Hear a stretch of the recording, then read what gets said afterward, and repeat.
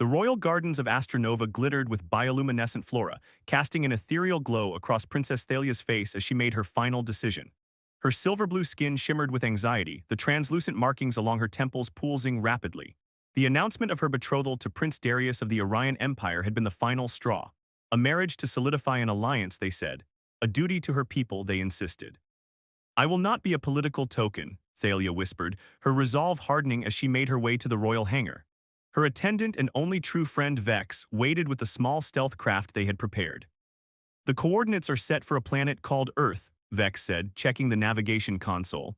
"It's primitive enough that our technology will mask your life signature. The royal trackers won't find you there." Thalia clutched the small bag containing her most precious possessions and the technology she would need to survive. "Thank you, Vex. I'll find a way to contact you when it's safe." The escape was nearly perfect, until Astronova's orbital defense system detected the unauthorized departure. Laser fire grazed the ship's propulsion system, sending it tumbling toward Earth's atmosphere at dangerous speeds. Thalia fought the controls, managing to direct the craft toward an uninhabited area before impact. Ethan Hayes had come to the forests of Oregon seeking solitude. After 3 tour-of-duty flying combat helicopters and the messy breakup that followed his return to civilian life, the isolation of his grandfather's cabin was exactly what he needed. The brilliant streak of light cutting across the night sky, however, was not. "That's no meteor," he muttered, grabbing his jacket and flashlight. Years of military training kicked in as he tracked the trajectory to a smoking impact site 3 miles from his cabin.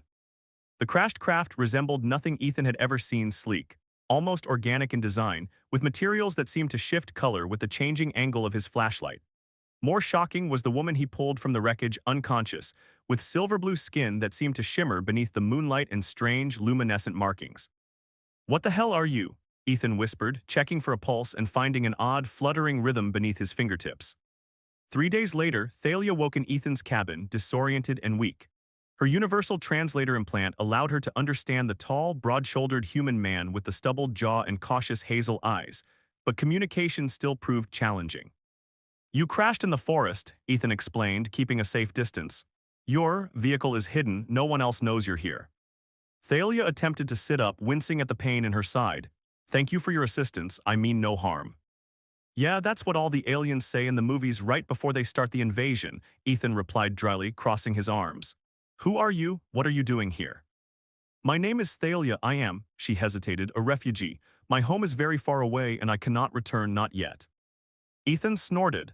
"A refugee with advanced technology and weird abilities. You healed from injuries that would have killed a human in days." Thalia's markings pulsed with anxiety. "I promise I will leave as soon as I can repair my craft, I just need time." Their standoff was interrupted by a news alert on Ethan's phone. Reports of unusual meteor activity and government teams investigating throughout the region. "They're looking for you, aren't they?" Ethan asked, his military instincts triggering alarm bells. "Not your government," Thalia whispered, her eyes wide with fear. "Mine." That night, as a storm lashed the cabin, Ethan found Thalia standing on the porch, her face turned toward the stars. Something about her vulnerability broke through his defenses. "You can stay," he said roughly, joining her at the railing, "until we figure something out." Their hands accidentally brushed as they both gripped the wooden rail, and Ethan was startled by the warm, electric sensation that raced up his arm. Thalia's markings glowed brighter for a moment, and their eyes met in shared surprise at the unexpected connection. "Thank you," she whispered, her voice carrying on the wind. "I won't forget this kindness." The first rays of morning sunlight filtered through the cabin windows, casting golden patterns across Thalia's unusual skin. It had been 3 weeks since her crash landing, and each day brought new discoveries about Earth and its customs. Ethan watched from the kitchen as she tentatively sipped from a mug of coffee, her face contorting in surprise. "Too bitter?" he asked, hiding his amusement. "Your beverages are intense," Thalia replied, adding another spoonful of sugar. The markings along her arms flickered softly, a reaction Ethan had learned indicated pleasure or curiosity. Life with an alien refugee had quickly established a strange new normal. Ethan had taken to making excuses to the few neighbors within miles, explaining his sudden companion as a visiting relative. Today would be her first venture into the nearby town for supplies, a risk they couldn't avoid any longer. "Remember what we practiced," Ethan said, handing her a hooded jacket and sunglasses. "Keep your markings dim, wear the gloves, and let me do most of the talking." Thalia nodded, pulling the hood over her silvery hair. A specialized cream she had synthesized from her medical supplies gave her skin a more human tone, though still unusually pale. I am your cousin Thalia, visiting from Finland. I have a rare condition that makes me sensitive to sunlight. Good enough for Cedar Creek, Ethan nodded. It's a small town, people mind their business. The drive into town was filled with Thalia's endless questions about Earth culture, technology, and biology. Ethan found her curiosity refreshing after years of military discipline and the emotional fortress he'd built after his ex-fiancée had left. There was something about explaining humanity to an outsider that made him see his own world with new eyes.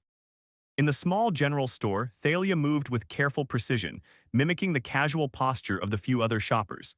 Everything went smoothly until Mrs. Patterson, the chatty store owner, cornered them at the register. Ethan Hayes, haven't seen you in town for weeks. And who's this lovely girl? The older woman's eyes sparkled with small-town curiosity. My cousin visiting from overseas, Ethan said smoothly. Thalia, this is Mrs. Patterson. Wonderful to meet you, Thalia said carefully, the practiced words flowing naturally. Ethan has been showing me the beautiful forests here. Such an unusual accent, Mrs. Patterson remarked.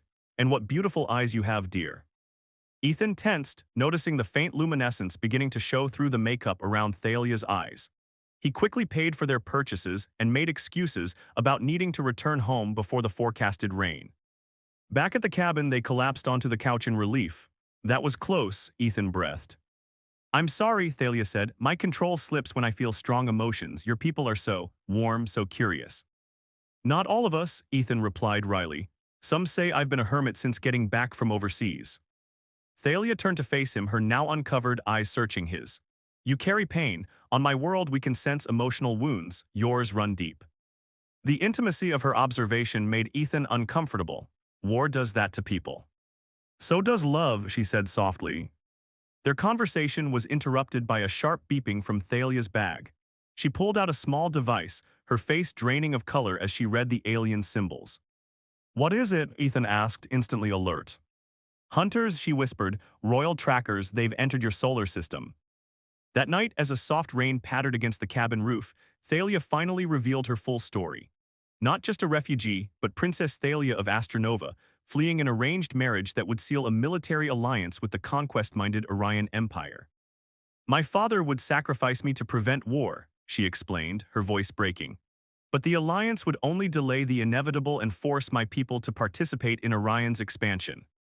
Ethan processed this new information, running his hand through his dark hair. So you're saying there are two different alien groups heading for Earth right now, your royal family and these Orion guys. The hunters are from my homeworld, sent to retrieve me, Thalia confirmed. My father would never involve Orion directly, it would be too politically embarrassing.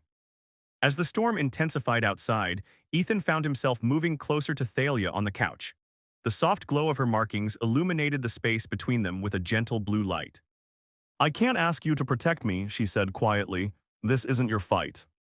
I've spent too many years fighting other people's wars, Ethan replied. Maybe it's time I chose my own battle. His hand found hers in the dim light, their fingers intertwining. The contact sent a wave of warmth through him, unlike anything he'd ever experienced. Thalia's markings brightened in response, casting dancing patterns across their skin. There's something between us, she whispered, a connection I can't explain. Ethan leaned forward, drawn by an invisible pull. Their lips met gently, tentatively, and the world seemed to pulse around them. Thalia's markings flared brilliantly, illuminating the room in ethereal blue light. When they finally separated, both were breathless. That was, Ethan started. It's a bond, Thalia finished. On my world, it's rare even among our own kind. They sat in stunned silence, the implications washing over them. Then the distant sound of engines overhead shattered the moment. Ethan moved to the window, peering through the curtains at the starlit sky. Is that them? He asked. Thalia joined him, her body tense. Yes, they've found me. Dawn broke with an unnatural stillness over the forest. No birds sang, no wildlife stirred, even the wind seemed to hold its breath. Ethan loaded his hunting rifle, though he knew it would likely be useless against alien technology. There are 3 of them, Thalia said, monitoring her small device. Royal Guards, elite trackers, they'll approach cautiously, uncertain of my situation. What happens if they take you back? Ethan asked, the question that had haunted him through their sleepless night. Thalia's eyes darkened. The wedding proceeds. I become property of the Orion Empire, a living symbol of my people's subjugation. Their plan was simple but desperate. Ethan would lead the hunters away from the cabin while Thalia attempted to repair her ship's communication array. If she could contact Vex, her loyal attendant on Astronova, there might be hope for political intervention. The hunters came at midday, their advanced stealth technology making them nearly invisible amongst the trees. Only the occasional shimmer of light betrayed their position as they surrounded the cabin. "It's time," Ethan whispered, pressing his forehead against Thalia's. "I'll draw them north toward the ridge, you get to the ship." "Be careful," she replied, her voice breaking. "Their weapons are set to stun, but the force could kill a human." Their parting kiss was brief but charged with emotion. Then Ethan slipped out the back door, making deliberately obvious tracks toward the forest's northern boundary. The diversion worked for a while. Two hunters followed Ethan while the third remained to search the cabin. Ethan led his pursuers on a desperate chase through familiar terrain, using every trick he'd learned in military training. But their technology gave them an insurmountable advantage. The stun blast caught him in the back as he leapt across a small ravine. Pain exploded through his body as he crashed to the ground, rolling down the embankment to lie half-submerged in an icy stream. The world faded to gray as he fought to remain conscious. Meanwhile, Thalia had nearly reached her hidden ship when she sensed the third hunter behind her. She turned to face the tall, masked figure, her royal markings flaring with authority. "Commander Trell," she said, recognizing the hunter's insignia. "Stand down." "Princess," the hunter acknowledged, removing his helmet to reveal stern features. "Your father demands your return." "My father sent you to retrieve his political pawn," Thalia replied, drawing herself up with regal bearing. "But I am more than that, I am the future of Astronova." Their standoff was interrupted by the arrival of the other two hunters, dragging a semi-conscious Ethan between them. Blood trickled from a gash on his forehead, his clothes soaked and mudded. "Ethan," Thalia cried, rushing to his side as the hunters released him. He collapsed against her, his skin alarmingly cold. "Your human defender," Commander Trell observed, brave but futile. Something changed in Thalia then.